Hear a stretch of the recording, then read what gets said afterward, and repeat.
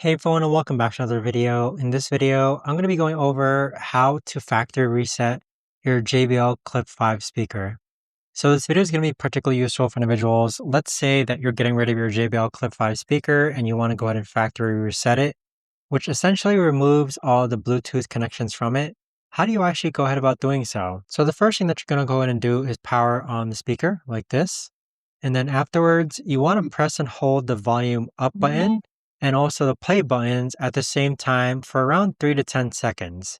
Okay, so once you press these two buttons here, right, the volume up and then play button, you're going to see that the device powers off. So right now, this light here indicates that it's currently turned on. So we're going to press and hold these buttons, and then you're going to see that it's been turned off. So that's going to go ahead and factory reset your JBL Clip 5 speaker. If you guys know of a better, easier way to actually do this, let me know in the comments down below.